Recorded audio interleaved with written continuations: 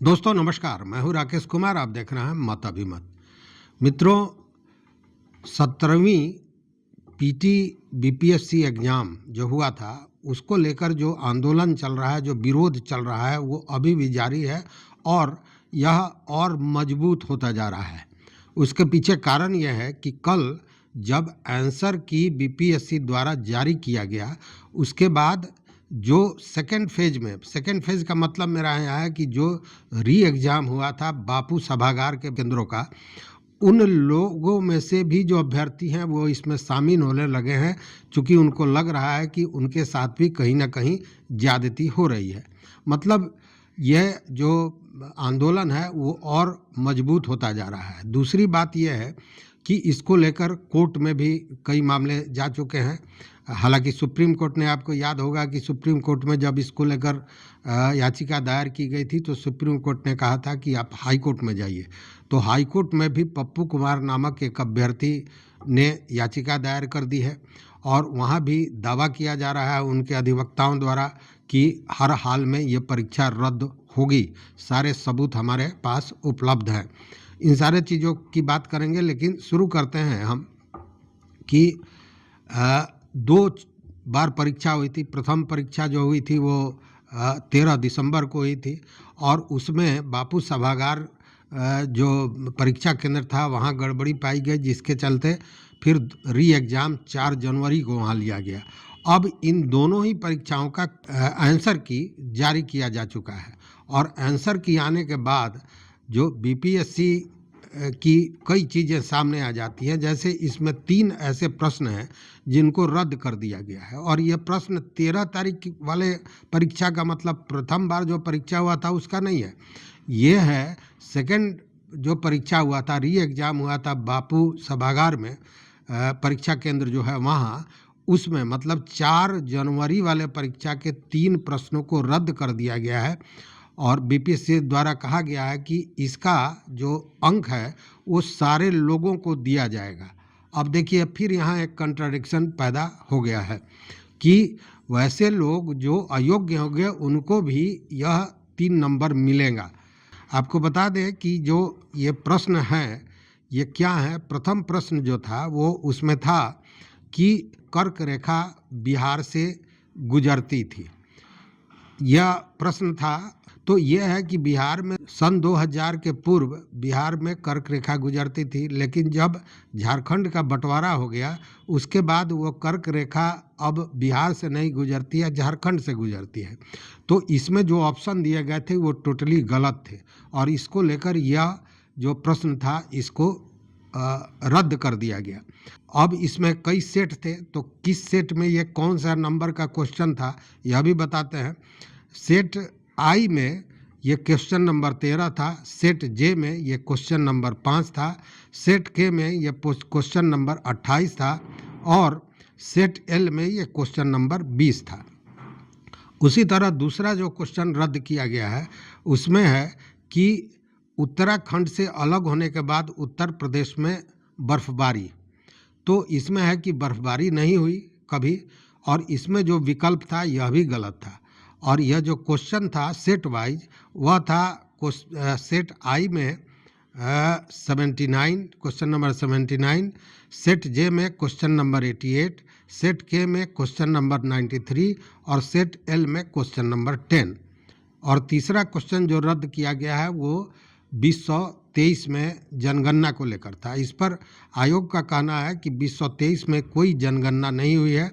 2023 के लिए जारी किए गए जो आंकड़े थे वो केवल अनुमान थे, उसको जनगणना नहीं माना जा सकता है। वहीं 2021 में जो जनगणना होना था वह भी कोविड के चलते नहीं हो सका था। अब संभावना है कि 2025 में जनगणना होगा। तो इसमें भी जो विकल्प इस प्रश्न के थे वो सारे गलत थे। इसको लेकर इस प्रश्न को भी रद्द किया गया है।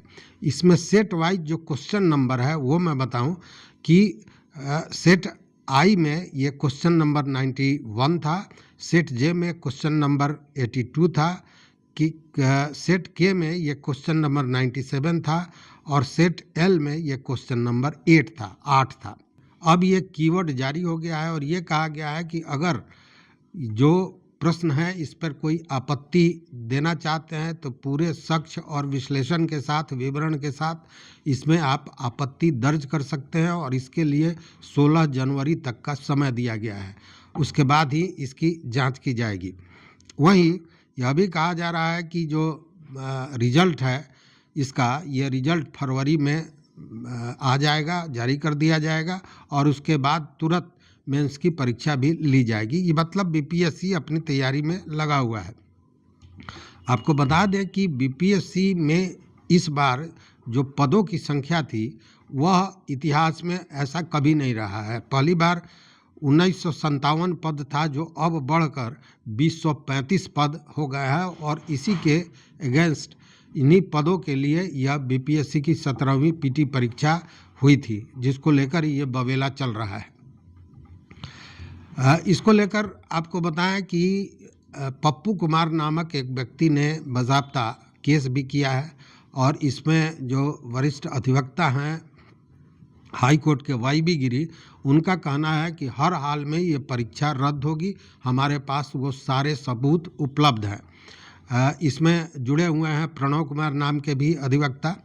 तो इसमें वाईबी गिरे जो वरिष्ठ अधिवक्ता हैं, उनका कहना है कि हाई कोर्ट सुनवाई के बाद जांच का आदेश दे सकता है और यह भी जानी हुई बात है कि इसका री एग्ज़ाम होगा।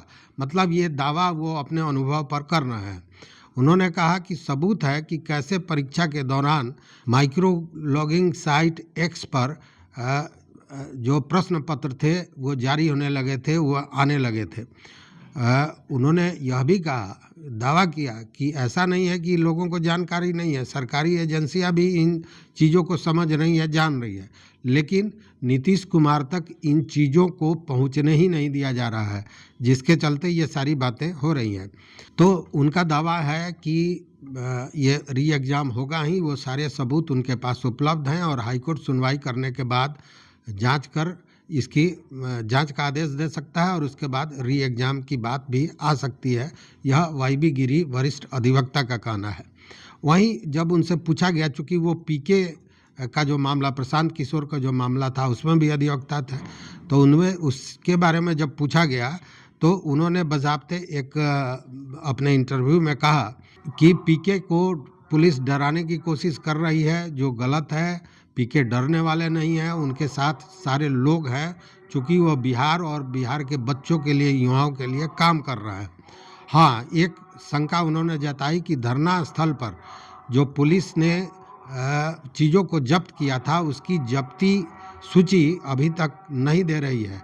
तो उन्होंने एक डर, एक भय की बात कही। ये बात आशंका जताई, डर भय नहीं, आशंका जताई कि उस सूची में कुछ गलत चीज़ जोड़ा जा सकता है, चूँकि अभी तक उसको दिया नहीं गया है सूची को।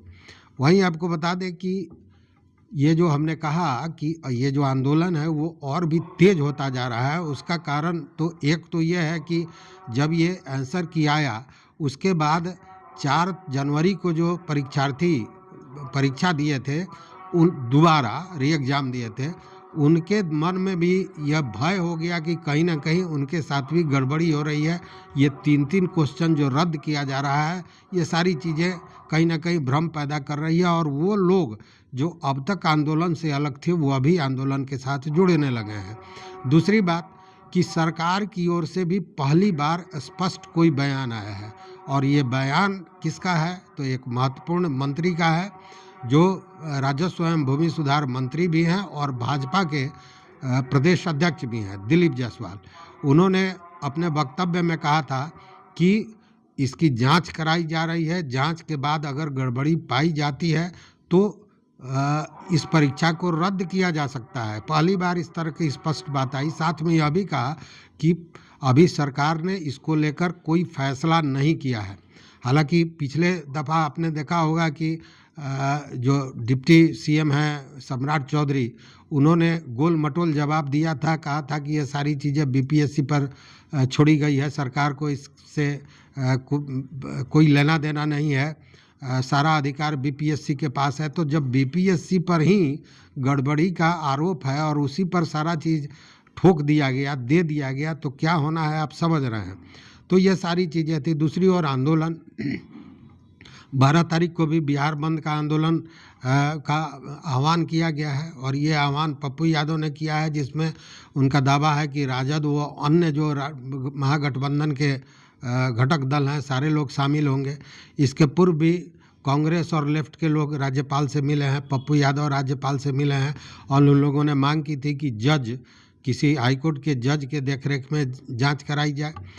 तो ये सारी चीज़ें चल रही हैं, लेकिन अब जो मंत्री का जो बयान है उसमें दिलीप जायसवाल ने यह भी लोगों को आश्वासन दिया, अभ्यर्थियों को आश्वासन दिया कि बिहार सरकार पर भरोसा रखें, इधर उधर नहीं भटकें, जो भी होगा छात्रों के हित में और उनके लिए जो न्याय होगा वही होगा।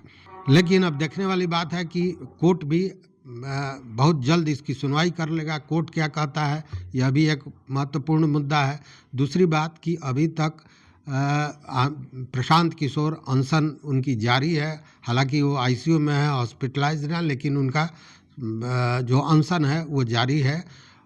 तो एक यह भी दबाव है। तीसरी बात की बंदी है। चौथी बात कि जो छात्र अलग थे वो अभी आंदोलन में जुड़ते जा रहे हैं। तो इस तरह एक ये बृहत आकार लेता जा रहा है और छात्रों में कहीं ना कहीं उत्साह बढ़ रहा है। उनको लग रहा है कि वो अपनी जीत की तरफ अग्रसर हैं, जीत की तरफ आगे जा रहे हैं। तो अब देखना है कि क्या होता है। लेकिन सबसे महत्वपूर्ण बात है कि जो अभ्यर्थी हैं, जो आंदोलनकारी हैं, उनका जो समूह है वो और भी बड़ा होता जा रहा है और उत्साह में भी कहीं कमी नहीं दिख रही है। तो इस वीडियो में बस इतना ही। देखते रहिए मत अभिमत। मित्रों, चैनल पर नए हो तो सब्सक्राइब कीजिए, लाइक कीजिए, दोस्तों के साथ शेयर कीजिए और अपना विचार जरूर दीजिए। बहुत बहुत धन्यवाद। कोटिशः आभार।